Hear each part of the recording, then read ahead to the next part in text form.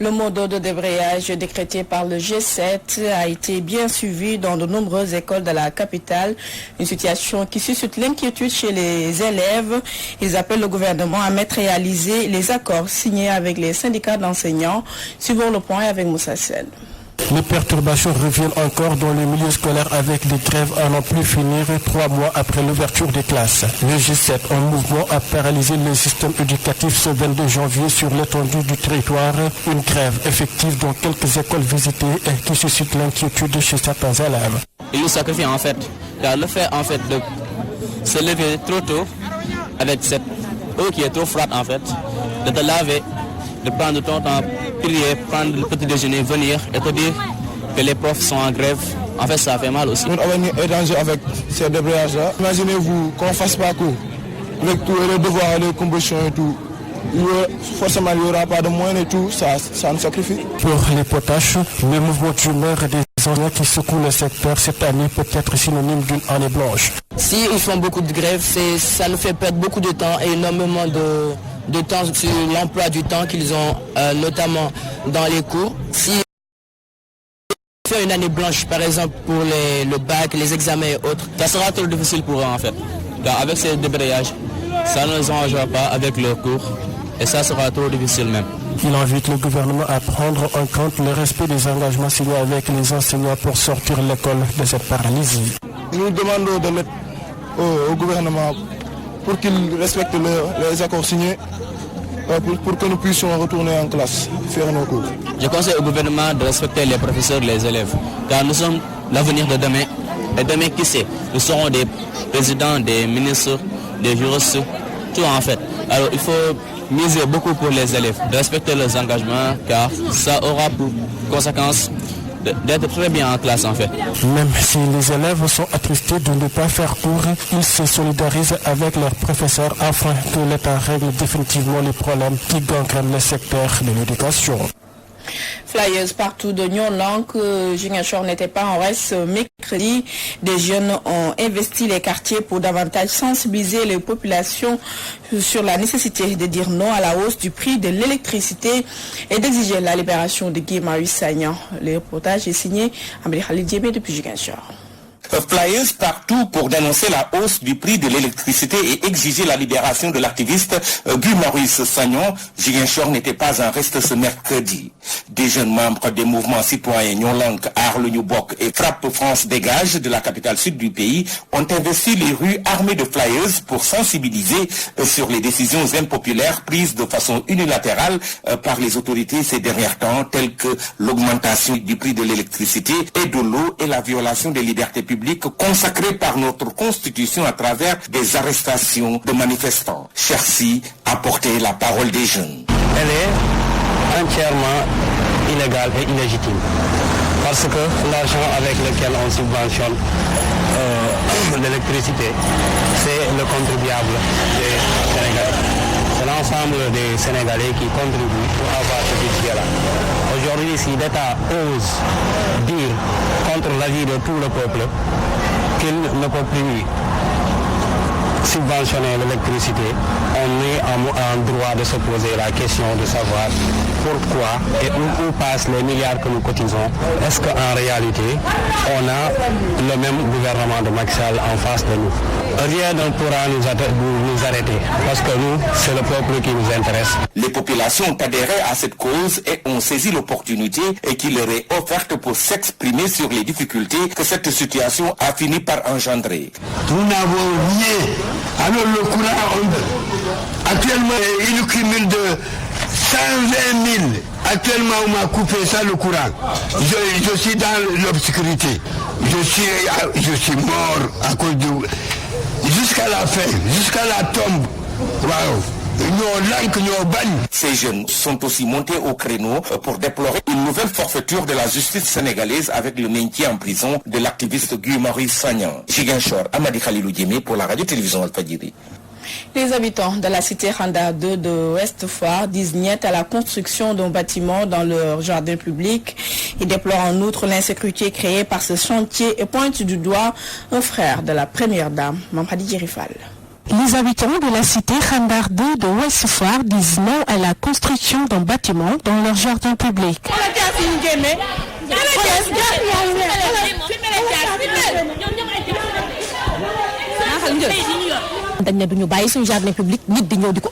Ici, c'est notre jardin public, donc on ne laissera personne y construire quelque chose. La discours est venue jusqu'ici, mais ils continuent de construire. Et quand on leur demande, ils disent que c'est Adama Faye qui les a ramenés ici. Adama Faye, c'est le frère de Marème Faye Sall, la première dame. Parce que Adama Faye, moi, frère Marème Faye Sall. Ces habitants déplorent l'insécurité à laquelle ils sont confrontés. C'est l'insécurité totale ici, ramène des nervis, on ne peut même pas sortir de nos maisons, de peur d'être attaqués. C'est devant vous qu'un gars a sorti des armes blanches. Toutefois, il lance un appel aux autorités compétentes à résoudre ce problème. Nous lançons appel aux autorités, nous dégoûtons. Le président de la République, la première dame, Marème Faye Sall, son frère, Adama Faye, il est derrière M. Fall, les habitants de la cité Khandar, située à Ouest Foire, disent niet à cette construction et veulent leur espace vert. Quartier zéro déchet, Adama Faye, responsable politique à Grand Yoff, s'investit et l'a mis à la disposition des populations 10 000 bacs à ordures avant de les appeler à une conscience citoyenne afin de rendre salubre le cadre de vie. Voici Adama Faye et s'est entretenu avec Théodore Semedo. Comme l'État ne peut pas tout faire, c'est à nous la population de s'en occuper. Le président Macky Sall a demandé la propriété du pays. Il a demandé le fait dans tous les gorges. Ce qui reste, c'est à nous, la population, de ranger ces ordures afin de faciliter ce ramassage. C'est dans ce sens que j'ai décidé d'offrir 10 000 bacs à ordures à la population de Grand Yoff. Mais je tiens quand même à préciser que ces bacs à ordures ne sont pas à vendre, que c'est gratuit.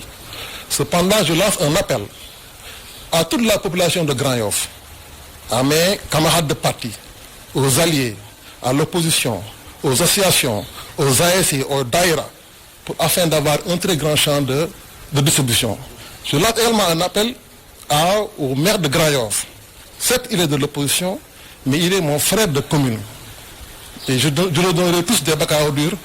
Et je dis tout simplement que pour que Grand Yoff se développe, réduire la proportion de jeunes non scolarisés et sans emploi, lutter pour un développement agricole dans la zone, c'est dans ce sens, c'est le sens du forum organisé par le réseau des jeunes pour l'émergence de Podor, un forum tenu à Dodel et présidé par Moussa Oumarsaou, coordonnateur national Puma, dans la qui est aussi maire de Walal.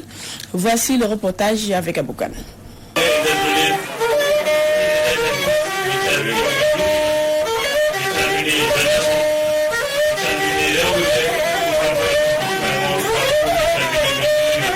Conscient des enjeux de développement et des défis énormes à relever, réduire considérablement la proportion des jeunes non scolarisés et sans emploi ni formation, c'est dans ce contexte que les jeunes du département de Podor ont décidé de mettre en place le réseau des jeunes pour l'émergence de Podor. Invité par ces derniers, le coordinateur national du PUMA a profité du panel organisé par le REGEP dans la commune de Dodel pour sensibiliser sur le travail abattu par le président Macky Sall. Le maire de Walalde, par ailleurs responsable politique de la paix dans le département, a aussi échangé avec ses populations sur ses priorités liées à l'emploi. La journée d'aujourd'hui à Dodel a une double signification. La première, c'est de constater avec satisfaction l'implantation de ce réseau constitué de jeunes cadres, constitué d'étudiants, constitué aussi de jeunes diplômés qui ont eu à faire la politique. Derrière le président de la République, Macky Sall, et avec son parrain, le coordinateur moi-même, qui au cours des élections de 2019 ont mené un travail remarquable qui a continué durant toute cette année et qui permet aujourd'hui, dans toutes les localités, dans tous les hameaux, dans toutes les collectivités territoriales et dans les universités et les centres de formation du pays, d'être représentés.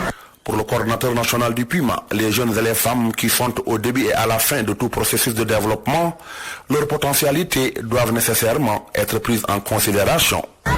Et c'est heureux aujourd'hui donc d'aborder ce thème jeunesse entrepreneuriat agricole, le défi de développement dans une zone qui est essentiellement agricole. Nous sommes dans le département de Podor. C'est le département qui a le plus de potentiel agricole.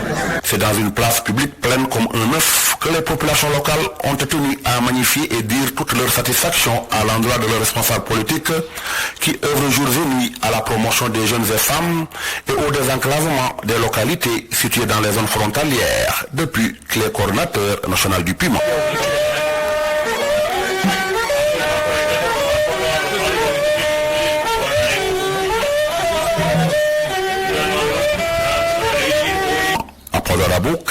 Pour la télévision Al-Fadjri.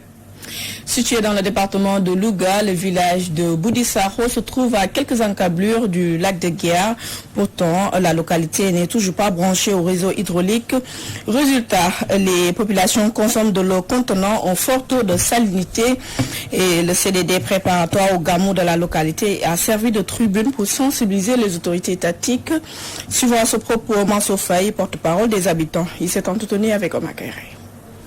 Je disais tantôt que nous sommes dans le cadre d'une territorialisation de politique publique où il y a des difficultés, il y a des problèmes, mais pour lesquels les solutions doivent être trouvées de manière conjointe.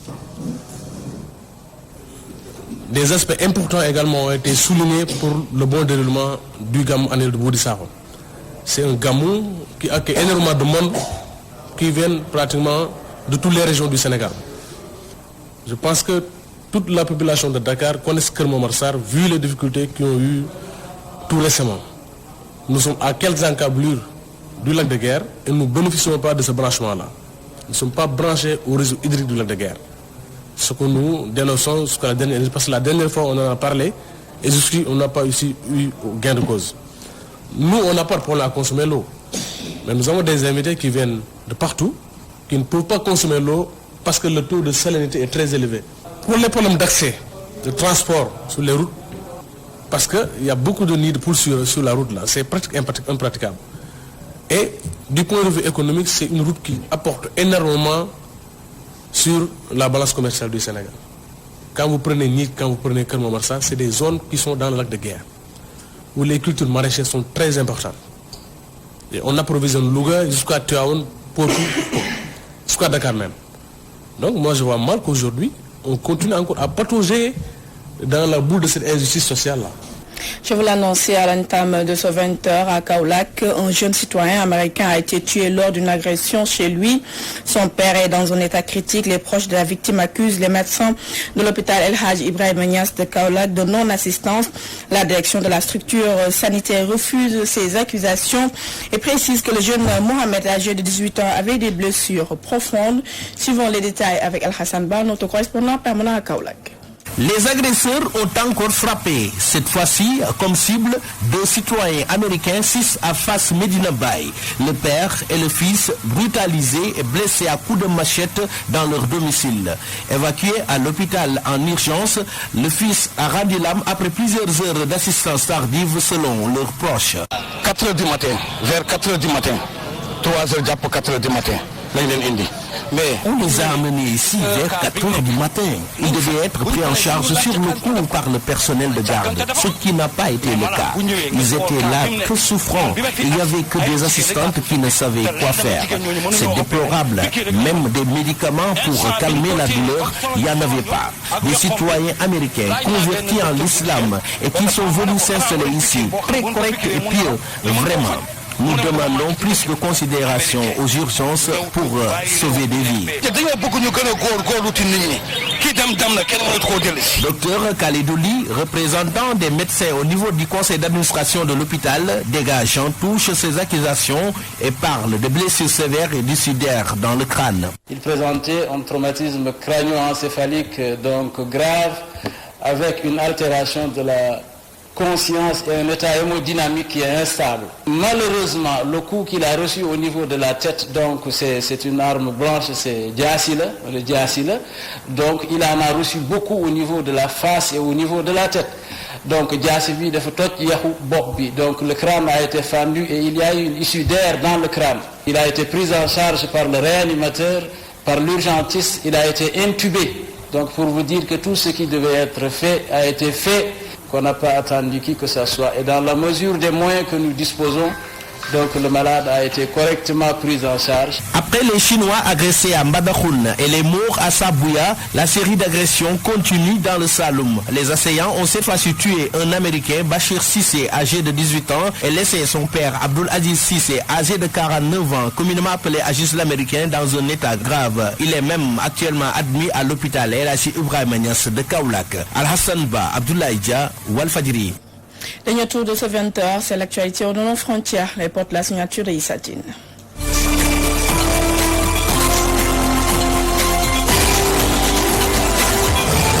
En Guinée-Conakry, comme hier lundi, le grand marché de Madina est tenu ce mercredi, deuxième jour de l'appel à la résistance du FNDC par des marchands et autres détaillants de moindre facture, à la différence près qu'il y a assez de clients par rapport à la veille, mais la réalité est tout autre à l'intérieur du marché. 9 véhicules ont été réduits en cendres ce mercredi par des inconnus à la casse, l'un des points sensibles du marché de Madina, situé dans la commune de Matam. Dans le feu de l'action, le président de la jeunesse de la casse a déclaré qu'ils sont sereins, imperturbables et qu'ils sont derrière les autorités compétentes pour tirer l'affaire au clair. On note que ces Guinéens manifestent contre un prochain mandat du président Alpha Condé. En Libye, les vols ont été suspendus ce mercredi à Mitiga, sur l'aéroport fonctionnel de la capitale libyenne, à la suite des tirs de roquettes selon le porte-parole des forces du gouvernement d'union nationale basé à Tripoli. L'aéroport international de Mitiga a été la cible de 6 roquettes Grad, un acte qui constitue une mesure flagrante à la sécurité du trafic aérien et une nouvelle violation du cessez-le-feu instauré depuis le 12 janvier entre les belligérants libyens, a déclaré le porte-parole des forces pro-GNA. Les vols ont été suspendus et déroutés vers Misrata. L'aéroport de Mitiga a été rouvert le 14 janvier dernier après des mois de fermeture suite à de nombreuses frappes aériennes dans le cadre d'une campagne des forces de l'Est du pays menée par Khalifa Haftar et qui vise à prendre le contrôle de la ville.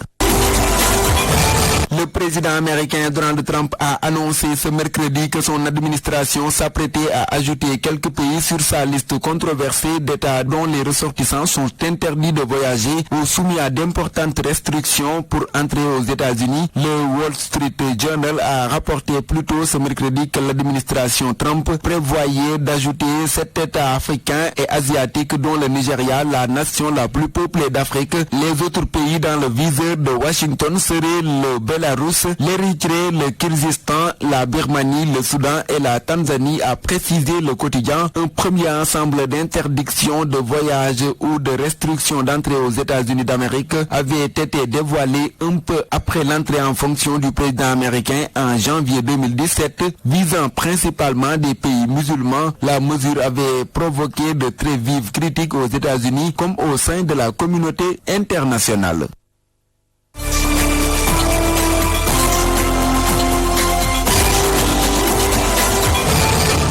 Et c'est la fin de ce 20h présenté avec un immense plaisir. Aïcha Diarate s'installe tout de suite pour la dernière partie de l'édition du soir. Pour de suite des programmes sur Wolf TV. Au revoir et à demain.